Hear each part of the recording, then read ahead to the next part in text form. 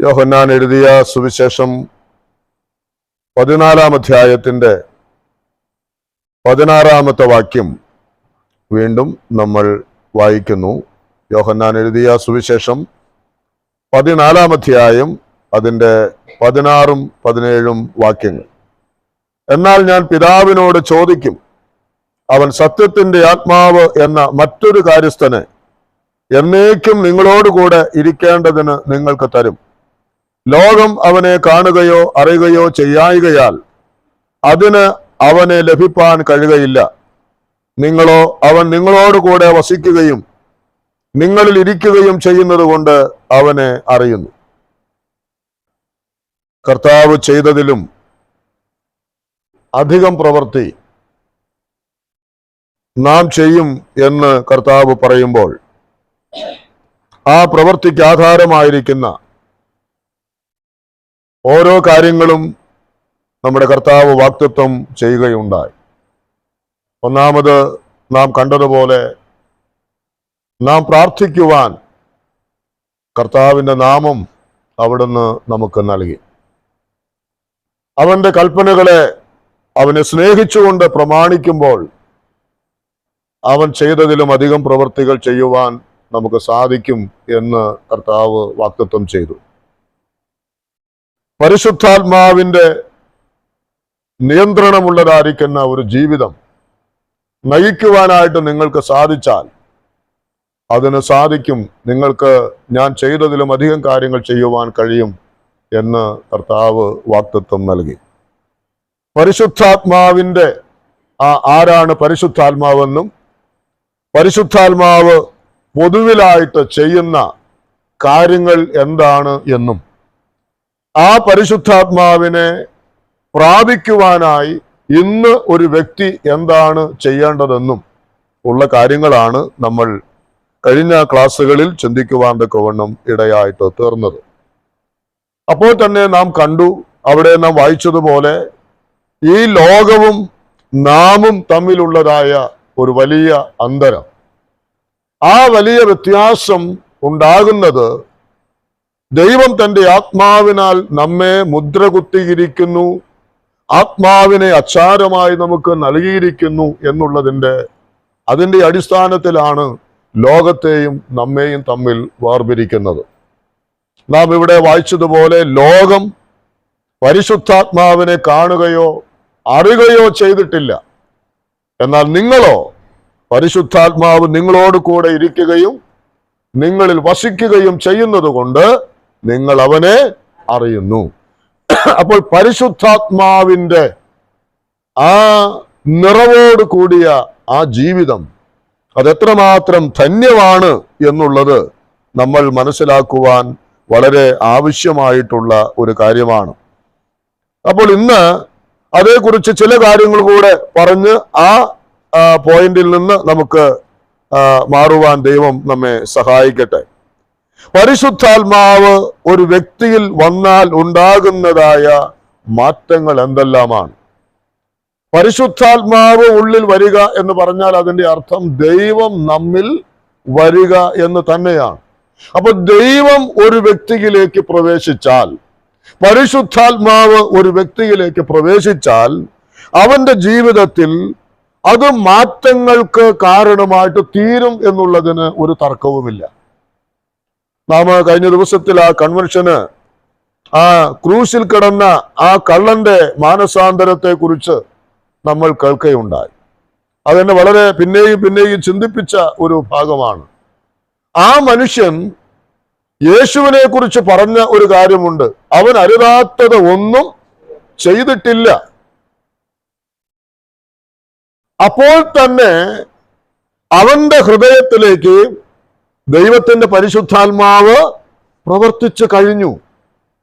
അതുകൊണ്ടാണ് അടുത്ത വാക്കിൽ അവൻ പറയുന്നത്, യേശുവേ നീ രാജ്യത്വം പ്രാപിച്ചു വരുമ്പോൾ എന്ന് പറഞ്ഞാൽ അവന്റെ ആ ആത്മീകമായിരിക്കുന്നവന്റെ കാഴ്ചപ്പാട് ആ ഒരു നിമിഷത്തിനുള്ളിൽ തന്നെ എത്രയോ മാറ്റങ്ങളാണ് വന്നത്. ഒരു കള്ളനായിരുന്നവൻ, യാതൊരു തരത്തിലും ചിന്തിക്കുവാനോ ആ നിലയിൽ അറിയുവാനോ കഴിവില്ലാത്ത ഒരു വ്യക്തി യേശുവിന് വേണ്ടി തന്റെ ജീവിതത്തെ അങ്ങ് സമർപ്പിച്ച മാത്രയിൽ അവനിലുണ്ടായ മാറ്റം ചെറുതല്ല. എന്നതുപോലെ നമ്മെ ഈ ലോകത്തിൽ നിന്നും വ്യത്യസ്തരാക്കി നിർത്തിയിരിക്കുന്നു എന്ന് പറയുന്നത് ദൈവം നമ്മിൽ വന്നതുകൊണ്ട് ഉണ്ടായ മാറ്റമാണ്.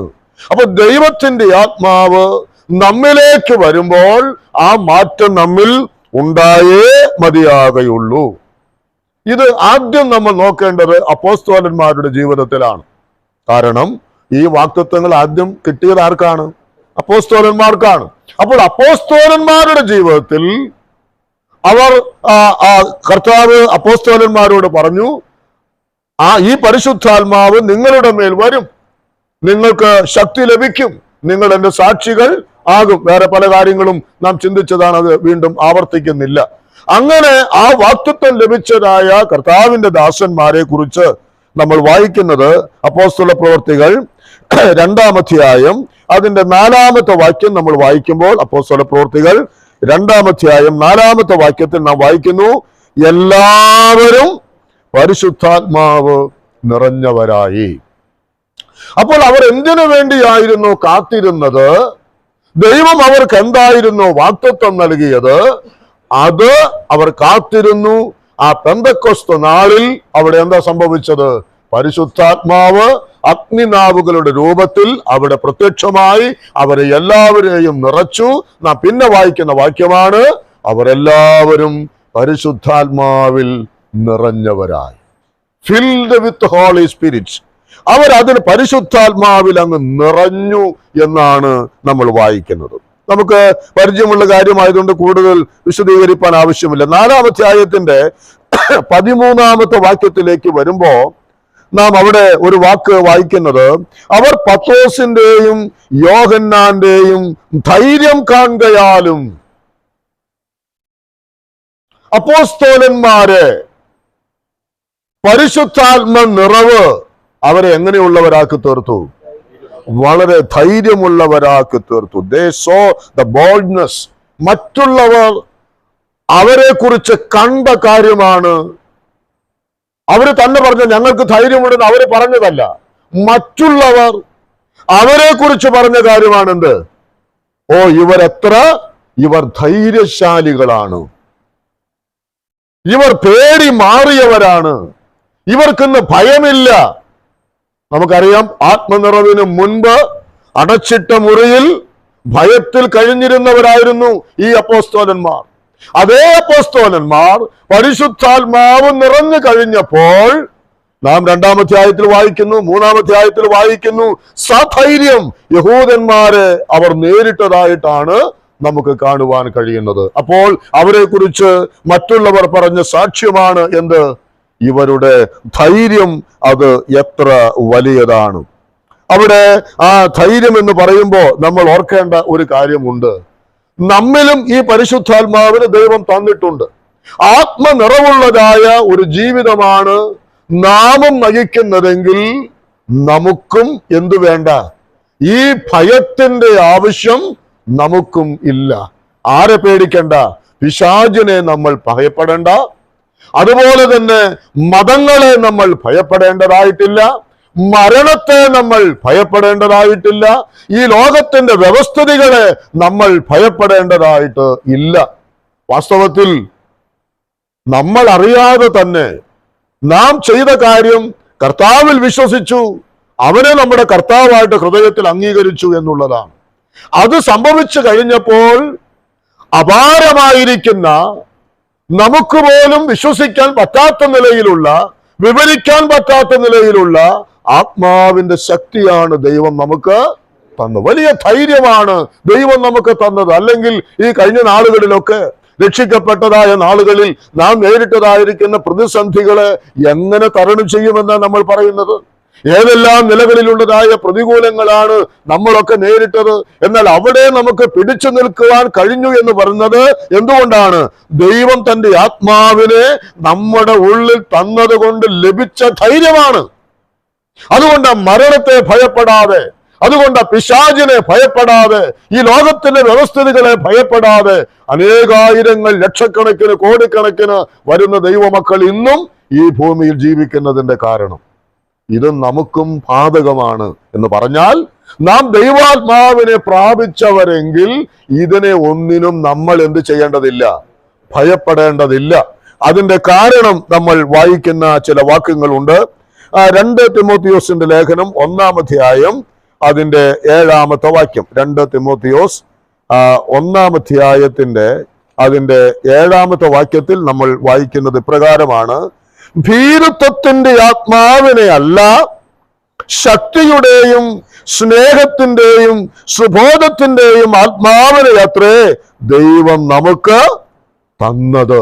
അതിന്റെ താഴെ വായിക്കുന്നുണ്ട്, അതുകൊണ്ട് നീ കഷ്ടം സഹിക്കുക, ദൈവശക്തിക്കൊത്തവണ്ണം നീ കഷ്ടം സഹിക്കുക, എന്നോടുകൂടെ പോരാടുക എന്ന് പറഞ്ഞാൽ അവിടെ വായിക്കുന്നത്, നാം ഓർക്കേണ്ട കാര്യം, നമ്മിൽ ദൈവം പകർന്നു തന്നിരിക്കുന്ന ആ പരിശുദ്ധാത്മാവ് എന്ന് പറയുന്നത് ഭീരുത്വത്തിന്റെ ആത്മാവ് അല്ല, പേടിപ്പിക്കുന്ന അല്ലെങ്കിൽ പേടിക്കുന്ന ആത്മാവല്ല, അധൈര്യപ്പെടുത്തുന്ന ആത്മാവല്ല, മറിച്ച് നമ്മെ ധൈര്യപ്പെടുത്തുന്ന, ശക്തിപ്പെടുത്തുന്ന, സ്നേഹത്തിന്റെ സുബോധം നൽകുന്ന ആത്മാവിനെയാണ് ദൈവം നമുക്ക് തന്നത് എന്ന് നാം ഓർക്കേണ്ട ഒരു കാര്യമുണ്ട്. അതുകൊണ്ട് അവിടെ പൗലോസ് തന്നെ തിമോത്തിയോസിനോട് പറയുന്നത് പോലെ എന്തിനേയും നേരിടുവാനുള്ളതായ ധൈര്യം, എന്തിനേയും നേരിടുവാൻ. അതല്ലേ എത്രയോ ദൈവത്തിന്റെ ദാസന്മാർ ഈ കർത്താവിന് വേണ്ടി കൊല്ലപ്പെടുമ്പോ, അല്ലെ, മരണത്തെ മുഖാമുഖമായി കണ്ട രക്തസാക്ഷികളായിട്ട് തീർന്ന കർത്താവിന്റെ അപ്പോസ്തോലന്മാർ ഉൾപ്പെടെ ആയിരക്കണക്കിന് വിശുദ്ധന്മാരുണ്ട്. അവര് എന്തിനേയും അവർ നേരിട്ടത് എന്താണ്? സധൈര്യം അവർ നേരിട്ടു. മൃഗങ്ങളെ അവർ പേടിച്ചില്ല, തീയിനെ അവർ പേടിച്ചില്ല, കടലിനെ അവർ പേടിച്ചില്ല, ഭരണകൂടങ്ങളെ അവർ പേടിച്ചില്ല. അവരുടെ ഉള്ളിൽ ദൈവം നൽകിയ പരിശുദ്ധാത്മാവിനാൽ എന്തിനേയും അവരെന്ത് ചെയ്തു? അവർ നേരിട്ടു. ഇത് നമ്മിൽ ഈ ആത്മനിറവുണ്ടെങ്കിൽ മാത്രമേ നമുക്കും ഇത് സാധിക്കുകയുള്ളൂ. പരിശുദ്ധാത്മാവ് നമ്മിലുണ്ട്. നാം രക്ഷിക്കപ്പെടുമ്പോൾ ആത്മാവിനാൽ അവൻ നമ്മെ മുദ്രകുത്തുന്നു എന്നുള്ളത് ശരിയാണ്. എന്നാൽ ആ പരിശുദ്ധാത്മാവിന്റെ നിയന്ത്രിതമായ, പരിശുദ്ധാത്മ നിറവുള്ളതായ ഒരു ജീവിതം നയിക്കുമ്പോൾ മാത്രമേ ഇങ്ങനെയുള്ള ഏത് കാര്യത്തെയും നമുക്ക് എന്ത് ചെയ്യാൻ പറ്റുള്ളൂ? അഭിമുഖീകരിക്കുവാൻ, നേരിടുവാൻ നമുക്ക് കഴിയുകയുള്ളൂ. അല്ലെങ്കിൽ ചെറിയ വിഷയത്തിന്റെ മുമ്പിൽ പോലും നമ്മൾ പതറിപ്പോകും, നിരാശിതരായിത്തീരും, പുറകോട്ട് മാറും, ദൈവത്തെ വിട്ടുകളയുവാൻ അത് കാരണമാകും. എന്നാൽ പ്രിയപ്പെട്ടവരെ, നാം ആത്മനിറവുള്ളവരായി ജീവിക്കുമ്പോൾ അതിന്റെ മാറ്റങ്ങൾ ഉണ്ടാകും. റോമാലേഖനം 8-ാം അധ്യായത്തിന്റെ 15-ാമത്തെ വാക്യം, റോമാലേഖനം 8-ാം അധ്യായം അതിന്റെ 15-ാമത്തെ വാക്യത്തിൽ വായിക്കുന്നത്, നിങ്ങൾ പിന്നെയും ഭയപ്പെടേണ്ടതിന് ദാസ്യത്തിന്റെ ആത്മാവിനെ അല്ല, നാം അബ്ബാ പിതാവേ എന്ന് വിളിക്കുന്ന പുത്രത്വത്തിന്റെ ആത്മാവിനെ അത്രേ പ്രാപിച്ചത്. നാം പ്രാപിച്ചിരിക്കുന്ന ആത്മാവ് ഏതല്ല? ദാസ്യത്തിന്റെ ആത്മാവല്ല. എന്ന് പറഞ്ഞാൽ നാം കേവലം ഇങ്ങനെ അടിമകളായിട്ടിരിക്കേണ്ട ആത്മാവിനെ അല്ല ദൈവം നമുക്ക് തന്നത്. ആ ആത്മാവിനെ തന്നിരിക്കുന്നവരെ സംബന്ധിച്ച് പറയാണ്, അതുകൊണ്ട് നാം ഇനി ആരല്ല? ദാസന്മാരല്ല, നാം പുത്രന്മാരാണ്, പുത്രത്വം പ്രാപിച്ചവരാണ്. പുത്രത്വം പ്രാപിച്ചവരെങ്കിലോ അവകാശികളും ആണ്. അപ്പോൾ ഈ പരിശുദ്ധാത്മാവിന്റെ ആ നിറവ് നമ്മെ കൊണ്ടുചെന്നെത്തിക്കുന്ന, നമ്മെ നടത്തുന്ന, അല്ലെങ്കിൽ നമ്മുടെ മേൽ ചൊരിയുന്ന നന്മകൾ എന്ന് പറയുന്നത് ചെറുതല്ല. ഇതൊക്കെ നമ്മൾ ഇങ്ങനെ പഠിക്കണം, ഇത് നമ്മൾ ഗ്രഹിക്കണം, ഇത് നമ്മൾ ധ്യാനിക്കണം. ദൈവം തന്റെ ആത്മാവിൽ നമ്മെ നിറയ്ക്കുന്നു എന്നൊക്കെ പറയുമ്പോൾ എന്തെങ്കിലും കാര്യങ്ങളൊക്കെ ചെയ്യാൻ വേണ്ടിയിട്ടല്ല, മറിച്ച് അത് നമുക്ക് നൽകുന്നതായ ആ ദൈവത്തിനുള്ള അവകാശം, ഞാൻ അവന്റെ മോനാണ്, ഞാൻ അവന്റെ മോളാണ് എന്നുള്ള ആ വലിയ ബോധ്യത്തോടുകൂടെ, ആ നിറവോടുകൂടെ ജീവിക്കുവാനായിട്ടാണ് നമുക്ക് കഴിയുന്നത്. അതുകൊണ്ടാണ് ഇവിടെ പറഞ്ഞത്, പരിശുദ്ധാത്മാവിനെ കുറിച്ച് പറയുന്നത് അത് ദാസ്യത്തിന്റെ ആത്മാവ് അല്ല. അത് പ്രിയമുള്ളവരെ, ഈ കാര്യങ്ങൾ, അതായത് പരിശുദ്ധാത്മാവ് ഭീരുത്വത്തിന്റെ ആത്മാവല്ല, പരിശുദ്ധാത്മാവ് ദാസ്യത്വത്തിന്റെ ആത്മാവല്ല, അത് ധൈര്യം നൽകുന്ന പരിശുദ്ധാത്മാവാണ്, അത് പുത്രത്വത്തിലേക്ക് നയിക്കുന്ന പരിശുദ്ധാത്മാവാണ്.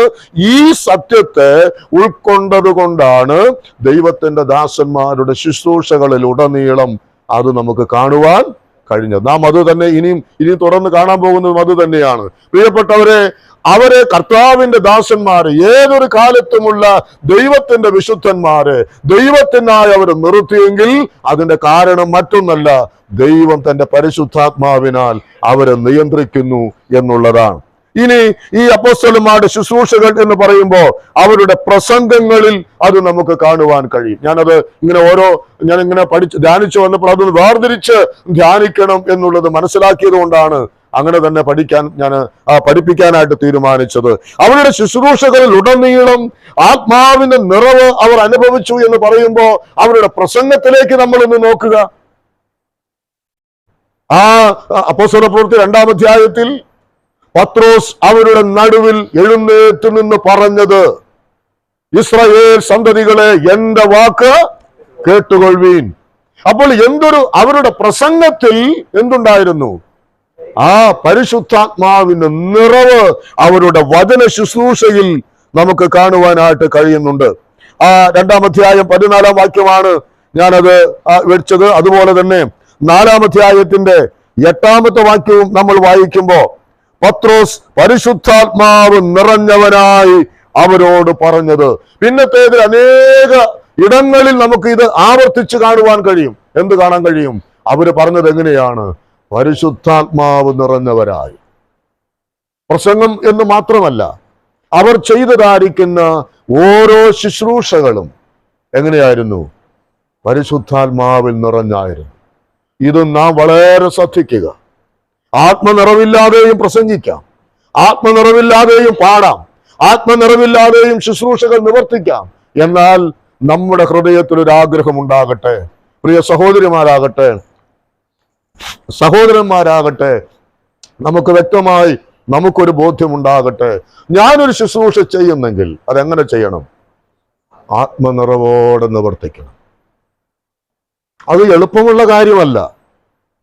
നാം അതിനു വേണ്ടി മനസ്സ് വയ്ക്കണം, നാം അതിനു വേണ്ടി പ്രാർത്ഥിക്കണം, നാം അതിനു വേണ്ടി ഒരുങ്ങണം. പരിശുദ്ധാത്മാവിന്റെ സഹായം നാം തേടണം.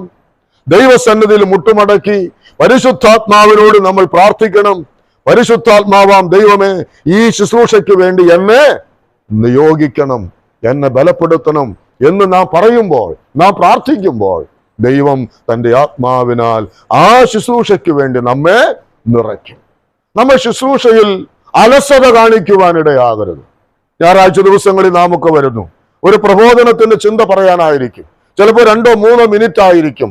അത് എന്തെങ്കിലും പറഞ്ഞങ്ങ് അവസാനിപ്പിച്ചേക്കാം എന്ന് വിചാരിക്കരുത്. ഒരു വേദഭാഗം എടുത്ത് വായിക്കുന്നതാകാം, അത് അപ്പോൾ എന്തെങ്കിലും എടുത്ത് വായിക്കാം എന്ന് ചിന്തിക്കരുത്.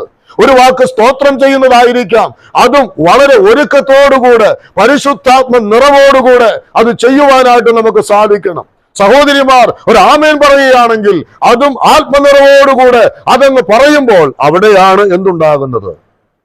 അതാണ് ഒരു മധുരമായിട്ട് മാറുന്നത്, അതാണ് സ്വാധീനിക്കപ്പെടുവാൻ ഇടയായിട്ട് തീരുന്നത്. അപ്പോൾ അവരുടെ പ്രസംഗം ആ നിലയിൽ ആയിരുന്നു എന്നുള്ളത് മനസ്സിലാക്കുവാൻ കഴിയും. ഞാൻ 2 കൊരിന്ത്യർ ലേഖനം 3-ാം അധ്യായത്തിന്റെ 3-ാമത്തെ വാക്യം, ഈ ആത്മനിറവിലുള്ളതായിരിക്കുന്ന പ്രസംഗം കൊണ്ട് ഒരുപാട് കാര്യങ്ങൾ നിറവേറിയതായിട്ട് നമ്മൾ മനസ്സിലാക്കുവാനായിട്ട് കഴിയുന്നുണ്ട്.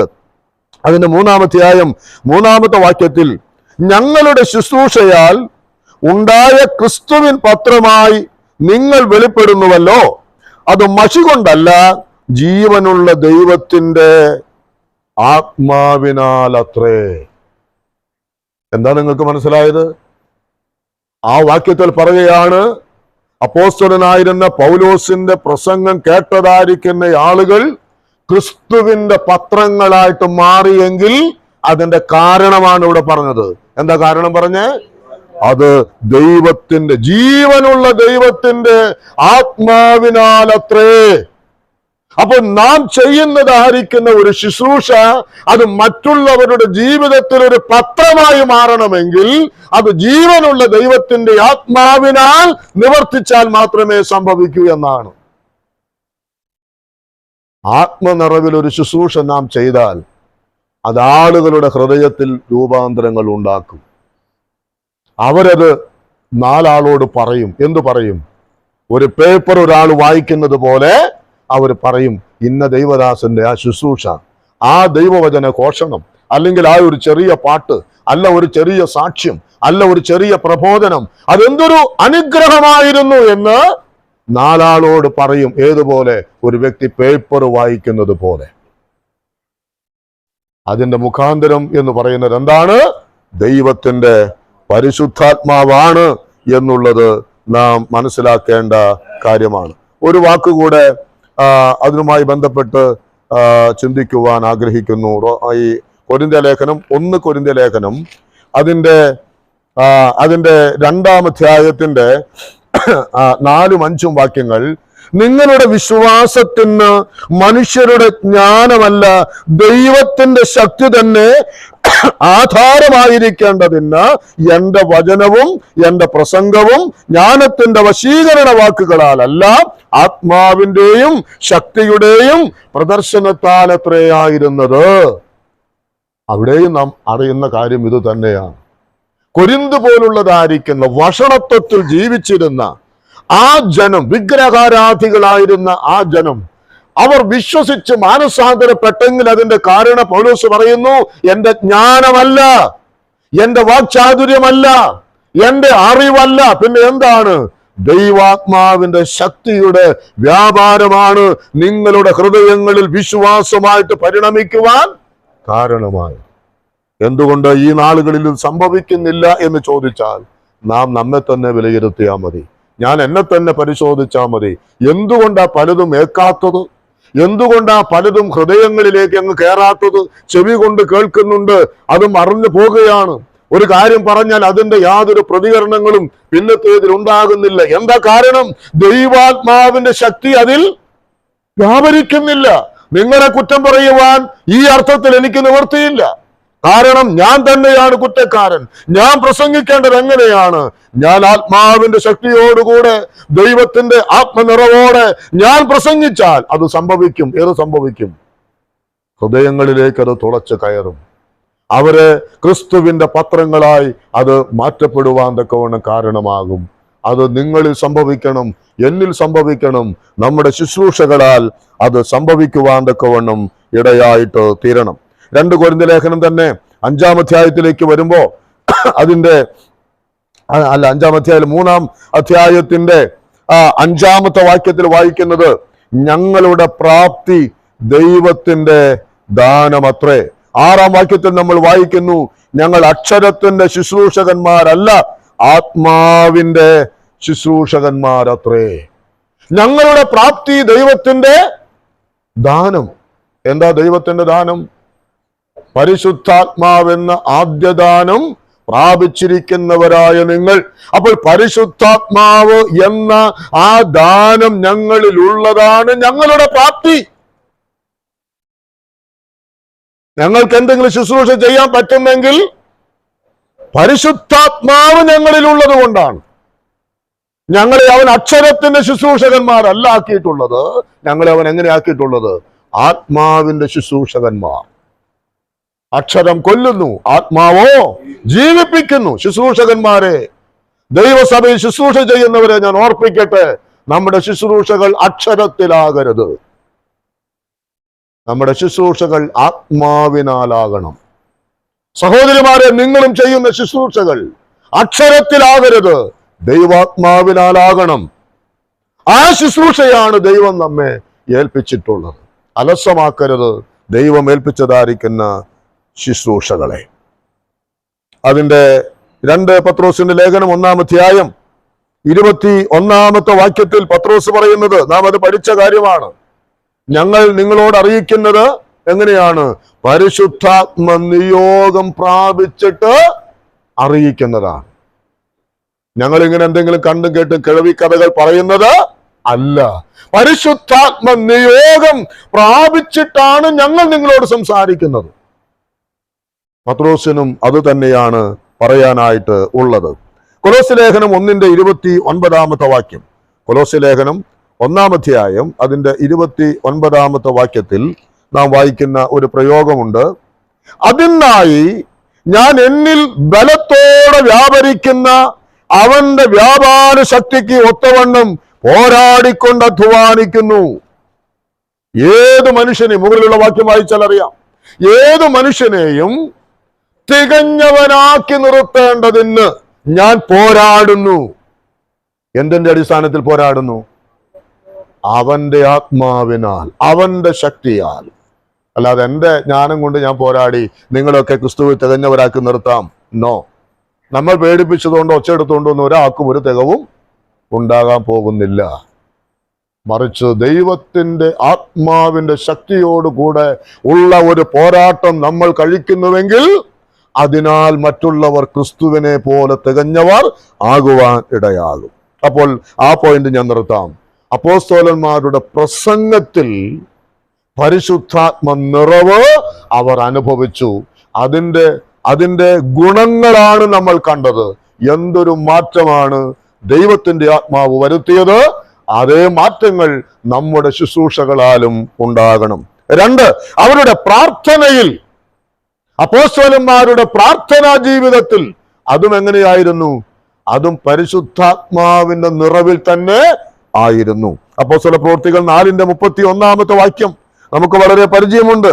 അവിടെ വായിക്കുന്നത് ഇപ്രകാരമാണ്: ഇങ്ങനെ പ്രാർത്ഥിച്ചപ്പോൾ അവർ കൂടിയിരുന്ന സ്ഥലം കുലുങ്ങി, എല്ലാവരും പരിശുദ്ധാത്മാവ് നിറഞ്ഞവരായി ദൈവവചനം ധൈര്യത്തോടെ പ്രസ്താവിച്ചു. അപ്പോൾ അവരുടെ പ്രാർത്ഥന പരിശുദ്ധാത്മാവിന്റെ നിറവിൽ ആയിരുന്നു. നാം എഫേസ്യ ലേഖനം 6-ാം അധ്യായം 18-ാം വാക്യത്തിൽ അവിടെ നാം വായിക്കുന്നുണ്ട്, ഏതു നേരത്തും ആത്മാവിൽ നിങ്ങൾ പ്രാർത്ഥിക്കണം. നിങ്ങളുടെ പ്രാർത്ഥന എങ്ങനെയായിരിക്കണം? ആത്മാവിൽ പ്രാർത്ഥിക്കണം. ബുദ്ധി കൊണ്ടൊക്കെ നമുക്ക് പ്രാർത്ഥിക്കുവാൻ കഴിയും. പൗലോസ് പറയുന്നുണ്ട്, ബുദ്ധി കൊണ്ട് 10,000 വാക്ക് ഞാൻ പറയുന്നതിനേക്കാൾ ആത്മാവിൽ ഒരു വാക്ക് പറയുന്നത് നല്ലത്. നാം എത്ര നേരം പ്രാർത്ഥിക്കുന്നു എന്നുള്ളതല്ല, ആ പ്രാർത്ഥിക്കുന്ന പ്രാർത്ഥന എങ്ങനെ വേണം? ആത്മാവിൽ എന്ന് പറഞ്ഞാൽ ദൈവാത്മാവിന്റെ നിറവോടെ നമുക്ക് പ്രാർത്ഥിക്കുവാനായിട്ട് കഴിയണം. അതിന് നമുക്ക് വേറെ ഒരു വാക്യം നമുക്ക് വായിക്കാം. റോമാലേഖനം 8-ാം അധ്യായത്തിന്റെ 26-ാമത്തെ വാക്യത്തിൽ നാം അവിടെ വായിക്കുന്നത് എന്താണ്? നമുക്ക് വേണ്ടും പോലെ, അവണ്ണം തന്നെ ആത്മാവ് നമ്മുടെ ബലഹീനതയ്ക്ക് തുണ നിൽക്കുന്നു. വേണ്ടും പോലെ പ്രാർത്ഥിക്കേണ്ടത് എന്തെന്ന് നാം അറിയുന്നില്ലല്ലോ. നമുക്കറിഞ്ഞുകൂടാ. പക്ഷെ അപ്പോഴാണ് നമ്മെ സഹായിക്കുവാൻ ആരുള്ളത്? പരിശുദ്ധാത്മാവുള്ളത്. നാം അപ്പോൾ പരിശുദ്ധാത്മാവിന്റെ സഹായം തേടണം. നമുക്ക് പലപ്പോഴും ഈ പ്രാർത്ഥനയ്ക്ക് ഭയങ്കര മടിയാണ്. പ്രാർത്ഥനയ്ക്ക് നമ്മൾ ഒറ്റയ്ക്കായിരുന്നാലും കുടുംബ പ്രാർത്ഥനയ്ക്ക് ഇരുന്നാലും നമുക്ക് പിന്നെ പെട്ടെന്ന് കൊട്ടുവായായി, ഉറക്കമായി, ഭയങ്കര ക്ഷീണമായി. നമ്മുടെ ബാബു സഹോദരനൊക്കെ പറഞ്ഞ് ഞാനത് ചിലപ്പോഴൊക്കെ പരിശീലിക്കാറുണ്ട്. എന്ന് പറഞ്ഞാൽ ഒറ്റയ്ക്കിരുന്നൊക്കെ പ്രാർത്ഥിക്കാനായിട്ട് തുടങ്ങുമ്പോൾ തന്നെ ഒരു വല്ലായ്മ.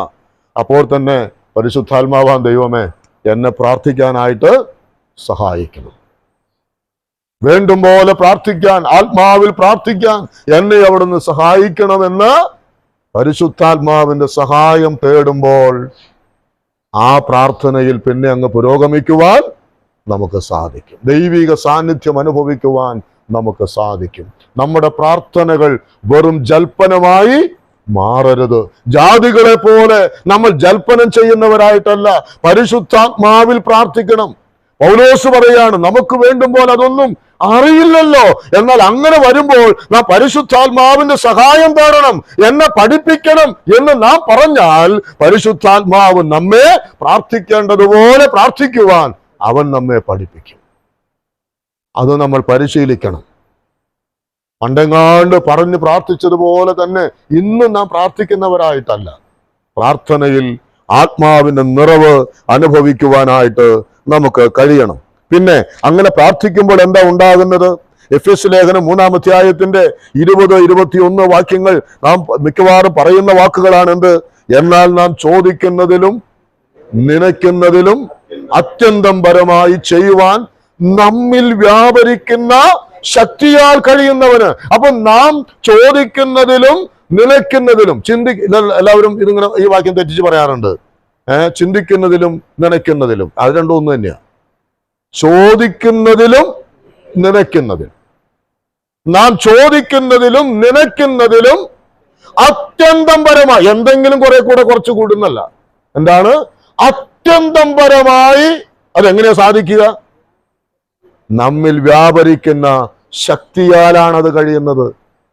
നമ്മുടെ പ്രാർത്ഥനയിൽ ഉപയോഗിക്കുന്ന വാക്കിന്റെ കട്ടി കൊണ്ടൊന്നുമല്ല. പക്ഷേ നാം നമ്മുടെ കർത്താവായ യേശുക്രിസ്തുവിന്റെ നാമത്തിൽ പിതാവായ ദൈവത്തോട് നാം പ്രാർത്ഥിക്കുമ്പോൾ പരിശുദ്ധാത്മാവ വിഷയത്തിന്റെ മേൽ നാം ചോദിക്കുന്നതിലും നനയ്ക്കുന്നതിലും അത്യന്തം പരമായി അങ്ങ് വ്യാപരിക്കും. അവിടെ നമുക്ക് ഒരു കാര്യം ചെയ്യാൻ നമുക്ക് കഴിയില്ല. പല വിഷയങ്ങളും നമ്മൾ കേൾക്കുമ്പോൾ ഇതെങ്ങനെ, ഇതൊക്കെ അസാധ്യമാണ്, സത്യമാണ്, നമ്മെ കൊണ്ട് ഒന്നും കഴിയുകയില്ല. പക്ഷേ നാം ആത്മാവിൽ പ്രാർത്ഥിച്ചു കഴിയുമ്പോൾ അവിടെ ദൈവത്തിന് ചിലത് ചെയ്യുവാനായിട്ട് കഴിയും. ആ വിഷയത്തിൽ ദൈവത്തിന്റെ ആത്മാവ് വ്യാപരിക്കും. ഒരു ദൈവദാസൻ പറഞ്ഞ പ്രസംഗത്തിന്റെ വാക്കുകൾ ഞാൻ ഓർക്കുന്നു. ഈ ഭൂമി പാഴും ശൂന്യവുമായിരുന്ന ഒരു കാലമുണ്ടായിരുന്നു. അവിടെ നാം എന്താ വായിക്കുന്ന? ഉൽപ്പത്തി പുസ്തകത്തിൽ ആത്മാവ് വെള്ളത്തിന്റെ മീതെ പരിവർത്തിച്ചു കൊണ്ടിരുന്നു. അത് എങ്ങനെയായിട്ട് മാറി? ആ പാഴും ശൂന്യവുമായി കിടന്നിരുന്ന ഭൂമിയാണ് പിന്നത്തേതിൽ ഫലഭൂയിഷ്ടമായിരിക്കുന്ന ഭൂമിയായിട്ട് മാറിയത്. ദൈവത്തിന്റെ പരിശുദ്ധാത്മാവാണ് ദൈവം പറഞ്ഞ ഓരോ വാക്കുകളിലും എന്തു ചെയ്തത്? വ്യാപരിച്ചത്. അതത് സസ്യങ്ങൾ, അതത് മൃഗങ്ങൾ, അതത് ഇഴജന്തുക്കൾ ഉണ്ടാകട്ടെ എന്ന് ദൈവം തന്റെ തിരുവായ് മൊഴിഞ്ഞപ്പോൾ വ്യാപരിച്ചു കൊണ്ടിരുന്ന പരിശുദ്ധാത്മാവ് അവിടെ ജീവൻ വെച്ചു, അവിടെ പ്രവൃത്തി ഉണ്ടാകുവാൻ കാരണമായിട്ട് തീർന്നു. ഞാൻ വേഗത്തിൽ മുൻപോട്ട് പോകട്ടെ. ദൈവത്തിന്റെ ആത്മാവിൽ നമ്മൾ പ്രാർത്ഥിക്കുമ്പോൾ പരിശുദ്ധാത്മാവ് നമുക്ക് വേണ്ടി വ്യാപരിക്കുന്നു. എഫെസ്യ ലേഖനം 1-ാം അധ്യായം അതിന്റെ 15 മുതൽ 20 വരെയുള്ള വാക്യങ്ങളിൽ അപ്പോസ്തലനായിരുന്ന പൗലോസ് എഫെസോസുകാർക്ക് വേണ്ടി പ്രാർത്ഥിക്കുകയാണ്. തന്റെ പ്രാർത്ഥനകളൊക്കെ ആത്മാവിലുള്ള പ്രാർത്ഥനകളാണ്. ആ പ്രാർത്ഥനയിൽ അവർ ദൈവത്തെക്കുറിച്ച് കൂടുതൽ അറിയണം, എന്തിനു വേണ്ടിയാണ് ഞങ്ങളെ വിളിച്ചത് എന്നവർ കൂടുതൽ അറിയണം, ദൈവത്തിലുള്ള ഞങ്ങളുടെ അവകാശം എന്താണെന്ന് അവർ കൂടുതൽ അറിയണം. എന്നിട്ട് 4-മതായിട്ട് താൻ പ്രാർത്ഥിച്ച വിഷയമാണ് എന്താണെന്നറിയാമോ? വിശ്വസിക്കുന്നവർക്ക് വേണ്ടി വ്യാപരിക്കുന്ന ആത്മാവിന്റെ ശക്തിയുടെ അളവറ്റ വലിപ്പം ഇന്നതെന്നും നിങ്ങൾ അറിയണം. എന്റെ പ്രിയ സഹോദര സഹോദരിമാരെ, ഈ ഏഴകളായ, പുഴുക്കളായ, അയോഗ്യരായ, അപ്രാപ്യരായ നമ്മൾ യേശുക്രിസ്തുവിന്റെ നാമത്തിൽ പ്രാർത്ഥിക്കുമ്പോൾ ദൈവം തന്റെ പരിശുദ്ധാത്മാവ് വ്യാപരിപ്പിക്കും. ഇത് നമ്മൾ നമ്മുടെ ഹൃദയത്തിൽ വിശ്വസിക്കും. നമ്മൾ അവിശ്വാസം വരുന്നത് എന്തുകൊണ്ടാണ്? നമ്മൾ പല കാര്യത്തിനും വേണ്ടി പ്രാർത്ഥിക്കാത്തത് എന്തുകൊണ്ടാണ്? നമുക്ക് വിശ്വാസമില്ല. എന്തിനും വിശ്വാസമില്ല. ഈ വിഷയത്തിൽ ദൈവത്തിന് ഇടപെടാനും പ്രവർത്തിക്കാനും കഴിയുമെന്ന് നമുക്ക് വിശ്വാസമില്ല. അതുകൊണ്ട് എന്താ ഉണ്ടാകുന്നത്? പല കാര്യങ്ങളും നമ്മൾ വലിയ മീനെ കാണുമ്പോൾ കൊക്ക് കണ്ണടയ്ക്കുന്നത് പോലെ നമ്മൾ അങ്ങ് കണ്ണടയ്ക്കും. വേണ്ടി വന്നാൽ ഒരു വാക്ക് പ്രാർത്ഥിച്ചെങ്കിൽ പ്രാർത്ഥിച്ചു. എന്നാൽ ഓർക്കുക, നമ്മുടെ കഴിവല്ല. നാം മുട്ടുമടക്കുമ്പോൾ ഇവിടെ നാം വായിച്ചതുപോലെ വിശ്വസിക്കുന്നവർക്ക് വേണ്ടി വ്യാപരിക്കുന്ന ആത്മാവിന്റെ അളവറ്റ ശക്തിയുടെ വലിപ്പം. അളവറ്റ ശക്തി എന്ന് പറഞ്ഞാൽ എന്താ? അളന്ന് തിട്ടപ്പെടുത്താനായിട്ട് പറ്റാത്തതായ ശക്തിയുടെ വ്യാപാരം. ഇനി ഒന്നുകൂടെ കടത്തി എന്നിട്ട് പൗലോസ് പറയാണ്, ആ ശക്തിയാണ് ക്രിസ്തുവിനെ മരിച്ചവരുടെ ഇടയിൽ നിന്നും ഉയർത്തെഴുന്നേൽപ്പിച്ചത്. എല്ലാ വാഴ്ചകൾക്കും അധികാരങ്ങൾക്കും ശക്തിക്കും കർത്തൃത്വത്തിനും മീതെ ഇപ്പോഴുള്ളതിന് മാത്രമല്ല വരുവാനുള്ളതിനും കൂടെ ആക്കി വെച്ചത് ആരാണ്? പരിശുദ്ധാത്മാവിന്റെ ശക്തിയാണ്. അപ്പോൾ ഈ പരിശുദ്ധാത്മാവിന്റെ ശക്തി നമ്മുടെ പ്രാർത്ഥനയിൽ ഉപയോഗിക്കുന്നത് ചെറുതാണോ വലുതാണോ? നാം ആത്മാവിൽ പ്രാർത്ഥിക്കുമ്പോഴാണ് ഈ തരത്തിലുള്ളതായിരിക്കുന്ന നന്മകൾ നമ്മുടെ ജീവിതത്തിൽ ഉണ്ടാകുന്നത്. 3-മത്തെ കാര്യം, അവരുടെ തിരഞ്ഞെടുപ്പിനോടുള്ള ബന്ധത്തിൽ, അതായത് കർത്താവ് തൻ്റെ മക്കളെ വേലയ്ക്കായി തിരഞ്ഞെടുക്കുന്നതിനോടുള്ള ബന്ധത്തിൽ അപ്പോസ്തലന്മാരെ താൻ തിരഞ്ഞെടുത്തു. അപ്പോസ്തലന്മാർ മറ്റുള്ളവരെ തിരഞ്ഞെടുക്കുന്നതിനോടുള്ള ബന്ധത്തിൽ വന്നപ്പോഴും അവിടെയും വ്യാപരിച്ചത് ദൈവത്തിന്റെ പരിശുദ്ധാത്മാവാണ്. അപ്പോസ്തല പ്രവൃത്തിയുടെ 20-28 വാക്യം നമുക്കറിയാം. പരിശുദ്ധാത്മാവ് അധ്യക്ഷന്മാരാക്കി വെച്ചു, അല്ലെ? അപ്പോൾ അവരെ ആക്കി വെച്ചത് ആരാണ്? പരിശുദ്ധാത്മാവാണ് അധ്യക്ഷന്മാരെ ആക്കി വെച്ചിട്ടുള്ളത്. ഇനി അതിന്റെ മറ്റൊരു ഭാഗം ഞാൻ വായിച്ചു കേൾപ്പിക്കാം. 6-ാം അധ്യായത്തിന്റെ 3-ാമത്തെ വാക്യം. അപ്പോസ്തല പ്രവൃത്തികൾ 6-ാം അധ്യായത്തിന്റെ 3-ാമത്തെ വാക്യത്തിൽ അവിടെ നമ്മൾ വായിക്കുന്നത് എന്താ? ശുശ്രൂഷകന്മാരായിട്ട് തെരഞ്ഞെടുക്കേണ്ടി വന്നപ്പോ അവരിൽ കണ്ടതായിരിക്കുന്ന ക്വാളിറ്റീസ് അവരിൽ ഉണ്ടാകണമെന്ന് ദൈവഭക്തന്മാർ ആഗ്രഹിച്ചതും ശഠിച്ചതുമായ കാര്യം എന്താണ്? അവർ ആത്മനിറവുള്ളവരായിരിക്കണമെന്നുള്ളതാണ്. മനസ്സിലായോ? ആരെങ്കിലൊക്കെ പിടിച്ച് എന്തെങ്കിലും ഏൽപ്പിക്കാന്നുള്ളതല്ല. ആത്മനിറവുള്ളവരെ, ആത്മാവിൽ ശുശ്രൂഷ ചെയ്യുന്നവരെ, അവരെയാണ് ഒരു കാര്യം എന്ത് ചെയ്യേണ്ടത്? ഏൽപ്പിക്കേണ്ടത്. അത് നാമും ശ്രദ്ധിക്കേണ്ട കാര്യമാണ്. ആരെങ്കിലും പിടിച്ച് എന്തെങ്കിലും പറഞ്ഞ് ചെയ്യരുത്. അത് അവിവേകമായിട്ട് മാറും, അത് പരാജയമായിട്ട് മാറും. എന്നാൽ ദൈവത്തിന്റെ ആത്മാവും ജ്ഞാനവും നിറഞ്ഞവരെ വേണമെന്നുള്ളതാണ്. അപ്പോസ്തല പ്രവൃത്തികൾ 13-ാം അധ്യായത്തിന്റെ 2-ാമത്തെ വാക്യത്തിൽ നാം കാണുന്നുണ്ട്. അവിടെ ശൗലിനെയും ബർന്നബാസിനെയും വാതിരിക്കണമെന്ന് ആരാ പറഞ്ഞത്? പരിശുദ്ധാത്മാവ് പറഞ്ഞു. ഇതൊക്കെ നമ്മൾ ചിന്തിക്കേണ്ട വാക്കുകളാണ്. നമ്മൾ വിചാരിക്കും ഇതൊന്നും ഇതിന്റെ പുറകിലൊക്കെ വേറെന്തെങ്കിലും, ഇത് കാശ് കൊടുത്തിട്ടൊന്നും മേടിക്കുന്ന കാര്യം അല്ല. പൗലോസിനെയും ശീലാസിനെയും വേലക്കായിട്ട് വേർതിരിച്ച് ആരുടെ സപ്പോർട്ട് കൊണ്ടല്ല. പിന്നെ ആരാണത് പറഞ്ഞത്? പരിശുദ്ധാത്മാവ് പറഞ്ഞു, ഇവരെ വേലയ്ക്ക് വേർതിരിപ്പീൻ. തുടർന്ന് നാം വായിക്കുന്നത് എന്താണ്? പരിശുദ്ധാത്മാവ് അവരെ പറഞ്ഞയച്ചു. അവർ മുൻപോട്ട് പോയപ്പോൾ ആത്മാവ് അവരെ തടുത്തു.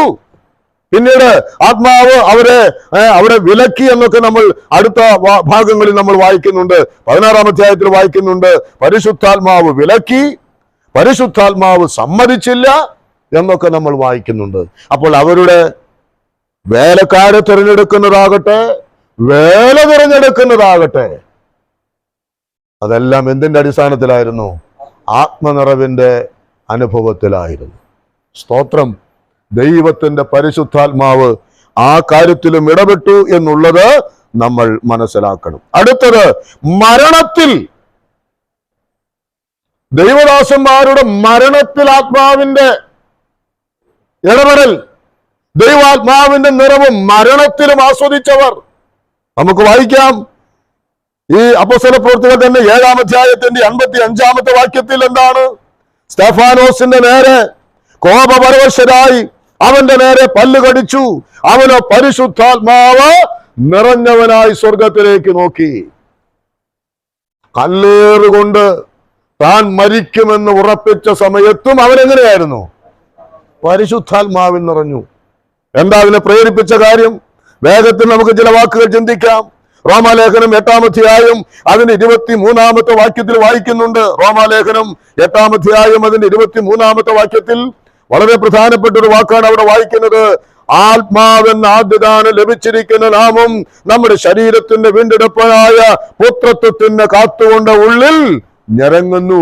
ആത്മാവ് പ്രാപിച്ചവരുടെ ഉള്ളിലാണ് എന്തുള്ളത്? ഒരു ഞരക്കമുള്ളത്. എന്തിന്റെ ഞരക്കം? എനിക്ക് വല്ല വിധേന ഇവിടെ നിന്ന് പോയാ മതി. ആ ഞരക്കമായിരുന്നു സ്തെഫാനോസ് കല്ലേറ് കൊള്ളുമ്പോഴും അവൻ എന്തായിട്ട് തീർന്നത്? അവൻ പരിശുദ്ധാത്മാവിൽ നിറഞ്ഞത്. പ്രിയപ്പെട്ടവരെ, നമ്മുടെ പ്രായം ഏതുമാകട്ടെ, നാം ഇന്ന് അനുഭവിക്കുന്ന നന്മകൾ എത്ര വലുതാകട്ടെ, നമുക്കൊരു ഞരക്കം ഉണ്ടാകണം. എന്താ? ഈ ശരീരം ഇതുവരെ എന്ത് ചെയ്തിട്ടില്ല? വീണ്ടെടുക്കപ്പെട്ടിട്ടില്ല. ഈ ശരീരം വീണ്ടെടുപ്പ് പ്രാപിക്കണം. അതിനുള്ളതായിരിക്കുന്ന ഞരക്കമുണ്ടാകണമെങ്കിൽ അതിനാർക്കേ സാധിക്കുള്ളൂ? പരിശുദ്ധാത്മാവ് ഉള്ളവർക്ക് സാധിക്കുള്ളൂ. അല്ലെങ്കിൽ ഇല്ല, പന്നിയെ പോലെ എപ്പോഴും എവിടേക്ക് നോട്ടം? താഴേക്ക് തന്നെ നോക്കുള്ളൂ. ഉയരത്തിലേക്ക് നോക്കുവാനായിട്ട് കഴിയുകയില്ല. 2 കൊരിന്ത്യർ ലേഖനം 5-ാം അധ്യായത്തിന്റെ 1 മുതൽ 5 വരെയുള്ളതാക്കിയ വാക്യങ്ങൾ. 2 കൊരിന്ത്യർ ലേഖനം 5-ാം അധ്യായത്തിന്റെ 1 മുതൽ 5 വരെയുള്ള വാക്യങ്ങളിൽ 5-ാമത്തെ വാക്യം ഞാൻ വായിക്കാം. അതിനായി ഞങ്ങളെ ഒരുക്കിയത് ആത്മാവിനെ അക്ഷാരമായി തന്നിരിക്കുന്ന ദൈവം തന്നെ. ഏതിനായി ഞങ്ങളെ ഒരുക്കിയത്? മുകളിൽ വായിക്കുന്നുണ്ട്, കൈപ്പണിയായ ഈ കൂടാരം അഴിഞ്ഞു പോയാൽ കൈപ്പണിയല്ലാത്ത വേറൊന്നും ഞങ്ങൾക്ക് വേണ്ടി സ്വർഗത്തിൽ ഉണ്ട്. ആ കാര്യത്തിന് വേണ്ടി അതിനായിട്ട് ഞങ്ങളെ ഒരുക്കിയത് ദൈവം തന്റെ ആത്മാവിന് ഞങ്ങൾക്ക് തന്നതിനാലാണ്. വല്ലതും മനസ്സിലാകുന്നുണ്ടോ? മരണത്തിനപ്പുറമുള്ളതായ കൈപ്പണിയല്ലാത്ത ഒരു കൂടാരത്തിന് വേണ്ടി ഇന്ന് നാം ആഗ്രഹിക്കുന്നെങ്കിൽ നമ്മുടെ അറിവുകൊണ്ട് നേടിയതല്ല, പിന്നെയോ ദൈവം തന്റെ ആത്മാവിനെ നമ്മുടെ ഉള്ളിൽ തന്നതുകൊണ്ട് ലഭ്യമായ പ്രത്യാശയാണെന്ന്. ദൈവത്തിന് മഹത്വം ഉണ്ടാകട്ടെ. എന്തൊരു നല്ല വാക്കുകളാണ് ദൈവവചനത്തിലൂടെ നമുക്ക് കാണുവാൻ കഴിയുന്നത്. ഇനി ഫിലിപ്പ്യ ലേഖനം 3-ാം അധ്യായത്തിന്റെ 21-ാമത്തെ വാക്യം. ഫിലിപ്പ്യ ലേഖനം 3-ന്റെ 21 ഫിലിപ്പ്യർ 3-21. അവൻ സകലവും തനിക്ക് കീഴ്പ്പെടുത്തുവാൻ കഴിയുന്ന തന്റെ വ്യാപാര ശക്തി കൊണ്ട് നമ്മുടെ താഴ്ചയുള്ള ശരീരത്തെ തന്റെ മഹത്വമുള്ള ശരീരത്തോട് അനുരൂപമായി രൂപാന്തരപ്പെടുത്തും. ആരായി രൂപാന്തരപ്പെടുത്തുന്നത്? നമ്മിൽ വ്യാപരിക്കുന്ന ശക്തി. അതേതാണ്? പരിശുദ്ധാത്മാവാണ്.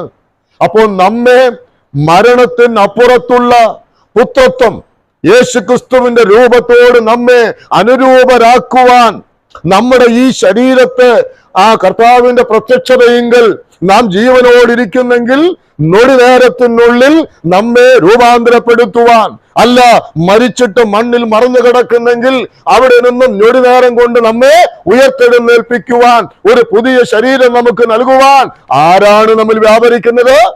പരിശുദ്ധാത്മാവാണ്. അതുകൊണ്ടാ പറഞ്ഞത് നാം മരണത്തെ പേടിക്കേണ്ട കാര്യം ഇല്ല. നാം മരണത്തെ പേടിക്കേണ്ട കാര്യമില്ല. കാരണം മരിച്ചാലും, അതാണ് സ്തെഫാനോസ് അവിടെയും പരിശുദ്ധാത്മാവ് നിറഞ്ഞവനായി മരണത്തെ അഭിമുഖീകരിച്ചത്. ദൈവത്തിന്റെ മഹത്വം ഉണ്ടാകട്ടെ. അപ്പോൾ അപ്പോസ്തലന്മാരുടെ ശുശ്രൂഷകളിൽ, അവരുടെ പ്രാർത്ഥനയിൽ, അവരുടെ തിരഞ്ഞെടുപ്പിൽ, അവരുടെ മരണത്തിൽ, ഇനിയും ഒരുപക്ഷെ നമുക്ക് ചിന്തിക്കാൻ പോയ അനേക മേഖലകളെ ഇങ്ങനെ കാണാൻ പറ്റും. പരിശുദ്ധാത്മാവിന്റെ നിറവ് അവരുടെ ജീവിതത്തെ എന്തുമാത്രം സ്വാധീനിച്ചു എന്നുള്ളത് നമുക്ക് മനസ്സിലാക്കുവാനായിട്ട് കഴിയും. ഇനി ഓടിച്ച് നാമും കരുതിക്കൊള്ളേണ്ട ചില കാര്യങ്ങളെ കുറിച്ചുകൂടെ പറഞ്ഞ്, അതത്ര ഓടിച്ച് പറയേണ്ട കാര്യമല്ലെങ്കിലും നമുക്ക് എല്ലാവർക്കും ഈ കാര്യങ്ങൾ ബോധ്യമുള്ളത് കൊണ്ട് ഞാൻ വേഗത്തിൽ അങ്ങ് പറയാം. 1 കൊരിന്ത്യർ ലേഖനം 3-ാം അധ്യായം അതിന്റെ 16-17 വാക്യങ്ങളിൽ നമ്മൾ വായിക്കുന്നത് എന്താ? നിങ്ങൾ ദൈവത്തിന്റെ മന്ദിരം, ദൈവത്തിന്റെ ആത്മാവ് നിങ്ങളിൽ വസിക്കുന്നു, ദൈവത്തിന്റെ മന്ദിരം വിശുദ്ധമാകുന്നു, നിങ്ങളും അങ്ങനെ തന്നെ, നിങ്ങളും അങ്ങനെ തന്നെ. നിങ്ങൾ ദൈവത്തിന്റെ മന്ദിരമാണ്. ഇത് നാം ഓർക്കണം. നമ്മിൽ ആരാ വസിക്കുന്നത്?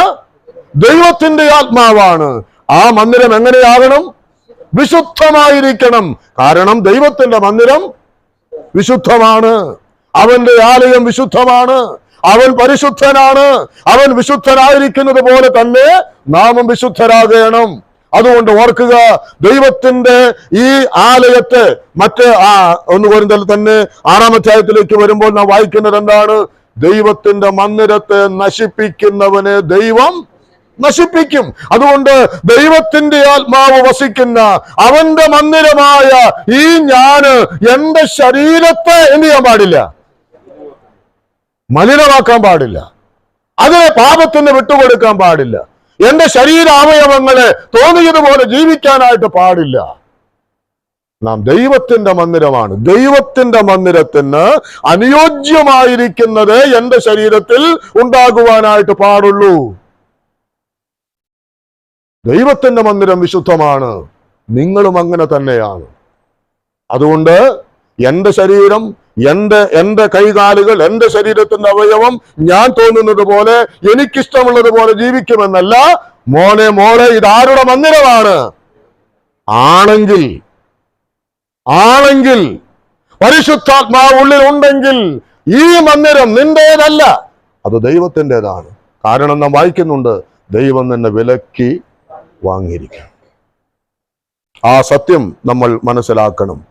6-ാം അധ്യായത്തിന്റെ 1 കൊരിന്ത്യർ 6-ാം അധ്യായത്തിന്റെ അത് നമ്മൾ അധികം ചിന്തിച്ചിട്ടില്ലാത്ത ഒരു വാക്യമാണ്. ഞാൻ അതിലേക്ക് 6-ാം അധ്യായത്തിന്റെ 11-ാം വാക്യത്തിൽ എന്നെ ചിന്തിപ്പിച്ച ഒരു വാക്കുണ്ട്. യേശുക്രിസ്തുവിന്റെ നാമത്തിലും നമ്മുടെ ദൈവത്തിന്റെ ആത്മാവിനാലും നിങ്ങളെ തന്നെ കഴുകി ശുദ്ധീകരണവും നീതീകരണവും പ്രാപിച്ചിരിക്കുന്നു. അവിടെ വായിക്കുന്നത്, നമ്മുടെ ദൈവത്തിന്റെ ആത്മാവിനാൽ നമ്മെ കഴുകി നമ്മെ എന്ത് ചെയ്തിരിക്കുന്നു? യേശുവിന്റെ രക്തം നമ്മെ ശുദ്ധീകരിക്കും, അല്ലേ? ഇവിടെ വായിക്കുന്നത് എന്താണ്? അവന്റെ ആത്മാവ് നമ്മെ വിശുദ്ധീകരിച്ചിരിക്കുന്നു. ദൈവത്തിന്റെ ആത്മാവ് നമ്മിൽ ഉള്ളത് കൊണ്ട് അവൻ നമ്മെ എന്ത് ചെയ്തിരിക്കുന്നു? വിശുദ്ധീകരിച്ചിരിക്കുന്നു. തീത്തോസിന്റെ ലേഖനം 3-ാം അധ്യായം അതിന്റെ 6-ഉം 7-ഉം വാക്യങ്ങൾ. തീത്തോസിന്റെ ലേഖനം 3-ാം അധ്യായം അതിന്റെ 6-ഉം 7-ഉം വാക്യങ്ങൾ. കൃപയാൽ നാം അവന്റെ കൃപയാൽ നീതീകരിക്കപ്പെട്ടിട്ട് പ്രത്യാശ പ്രകാരം നിത്യജീവന്റെ അവകാശികളായി തീരേണ്ടതിന് വീണ്ടും ജനന സ്നാനം കൊണ്ടും നമ്മുടെ രക്ഷിതാവായ യേശുക്രിസ്തു മൂലം നമ്മുടെ മേൽ ധാരാളമായി പകർന്ന പരിശുദ്ധാത്മാവിന്റെ നവീകരണം കൊണ്ടും തന്നെ. ഞാൻ ഒറ്റ വാക്ക് മാത്രം പറഞ്ഞു മുൻപോട്ട് പോകാം. നിത്യജീവന്റെ അവകാശികളാക്കി നമ്മെ തീർത്തത് പരിശുദ്ധാത്മാവ് നമ്മിൽ വരുത്തിയ നവീകരണം കൊണ്ടാണ്. എങ്ങനെയാണ്? പരിശുദ്ധാത്മാവ് നമ്മിൽ വരുത്തിയ പുതുക്കം കൊണ്ടാണ് നമ്മൾ എന്തുണ്ടായത്? നിത്യജീവന്റെ അവകാശികളായിട്ട് മാറിയത്. സ്വർഗത്തിന്റെ അവകാശം, ദൈവത്തിൽ അവകാശം, നിത്യജീവന്റെ അവകാശം നമുക്ക് കിട്ടിയെങ്കിൽ അതിന്റെ കാരണം ദൈവത്തിന്റെ ആത്മാവിനാലാണ്. അതുകൊണ്ട് 2 കൊരിന്ത്യർ ലേഖനം 6-ാം അധ്യായത്തിന്റെ 14 മുതൽ 16 വരെയുള്ള വാക്യങ്ങൾ കൂടെ ഞാൻ വായിക്കട്ടെ. ഞാൻ അവിടെ ഇങ്ങനെ വായിക്കുന്നത്, ഈ ദൈവത്തിന്റെ ആത്മാവ് നമ്മിൽ ഉള്ളത് കൊണ്ട് അത് നമ്മെ ഒരു വേർപാടിലേക്ക് നയിക്കുകയാണ്. അവിടെ നമ്മൾ വായിക്കുന്നത് എന്താണ്? നിങ്ങൾ അവിശ്വാസികളോട് ഇണയില്ലാപ്പിനെ കൂടരുത്, വിഗ്രഹങ്ങളോട് അകന്നു നിൽക്കണം, പിശാചിനോട് അകന്നു നിൽക്കണം, ആ നിലയിലൊക്കെ പാപത്തോട് വേർപെട്ട് നിൽക്കണം. ഇതെങ്ങനെയാ സാധിക്കുന്നത്? ദൈവത്തിന്റെ ആത്മാവ് ഉള്ളിലുള്ളവരോട് പറയുകയാണ്, നിങ്ങൾക്കൊരു വേർപാട് ജീവിതം ഉണ്ടാകണം. അത് നമ്മെ വേർപാടിലേക്ക് നയിക്കുന്നതാണ്. എഫേസ്യ ലേഖനം 4-ാം അധ്യായം 22 മുതൽ 24 വരെയുള്ള വാക്യങ്ങളിൽ അവിടെയും വായിക്കുന്നത്, പഴയതിനെ ഉപേക്ഷിച്ച് നിങ്ങൾ പുതിയതിനെ ധരിക്കണം. അതിന്റെ മാനദണ്ഡം അവിടെ വായിക്കുന്നുണ്ട്. ഉള്ളിലെ ആത്മാവ് സംബന്ധിച്ച് ഇവിടെ ഒക്കെ നമ്മൾ അതൊക്കെ വിശദീകരിക്കേണ്ട കാര്യമാണ്. നമ്മൾ വിശുദ്ധ ജീവിതം നയിക്കേണ്ടത് എന്റെ അരികത്തിരിക്കുന്ന സഹോദരനെ നോക്കിക്കൊണ്ടല്ല, എന്റെ ഉള്ളിലുള്ള ആത്മാവ് സംബന്ധിച്ചാണ് ഞാൻ വിശുദ്ധീകരിക്കപ്പെടേണ്ടത്. വല്ലവനെ നോക്കിയിട്ട് എന്റെ ജീവിതം ക്രമപ്പെടുത്തണ്ട. അവനങ്ങനെയാണല്ലോ, അവളങ്ങനെയാണല്ലോ, അതുകൊണ്ട് ഞാൻ ഇങ്ങനെ. നോ, നിന്റെ ഉള്ളിലുള്ള ആത്മാവ് ഏതാത്മാവാണ്? പരിശുദ്ധാത്മാവാണ്. ആത്മാവ് നിന്നോട് എന്താ പറയുന്നത്? നീ അത് കേട്ടാ മതി. അവനവനും പറയുന്നത് നീ കേൾക്കണ്ട. നിന്റെ ഉള്ളിലുള്ള ദൈവത്തിന്റെ ആത്മാവ് എന്ത് പറയുന്നോ അത് കേൾക്കണം. അപ്പോൾ അവിടെയും ഈ പരിശുദ്ധാത്മാവ് നമ്മെ ഒരു വിശുദ്ധ ജീവിതത്തിലേക്ക് നയിക്കണം. അതുകൊണ്ട് ഗലാത്യ ലേഖനം 5-ന്റെ 16 നമ്മൾ വായിക്കുന്നു, ആത്മാവിനെ അനുസരിച്ചു നടപ്പീൻ. ആത്മാവിനെ അനുസരിച്ച് നടപ്പീൻ, എന്നാൽ നിങ്ങൾ ജഡത്തിന്റെ മോഹം നിവർത്തിക്കുകയില്ല. ഞാൻ വാക്കിലൂടെ അവസാനിപ്പിക്കട്ടെ. പ്രിയപ്പെട്ടവരെ, പരിശുദ്ധാത്മ നിറവുള്ള ജീവിതം എത്രയോ എത്രയോ അനുഗ്രഹിക്കപ്പെട്ട ഒരു ജീവിതമാണ്. എത്രയോ ധന്യമായിരിക്കുന്ന ഒരു ജീവിതമാണ്. ആ ജീവിതം നയിക്കുവാൻ നമുക്ക് പരിശുദ്ധാത്മാവിന്റെ സഹായം തേടാം. നാം ആരാണ്, നാം ആരായിരിക്കുന്നു എന്നുള്ള ആ തികഞ്ഞ ബോധ്യത്തോടുകൂടെ വരുന്ന നാളുകളിൽ ഒരു വിശുദ്ധ ജീവിതം നയിപ്പാൻ, ദൈവാത്മാവിൽ നിയന്ത്രിതമായ ജീവിതം നയിപ്പാൻ ഈ വചനങ്ങളാലും ദൈവാത്മാവ് നമ്മെ സഹായിക്കട്ടെ. അവന്റെ നാമം വാഴ്ത്തപ്പെടുമാറാകട്ടെ.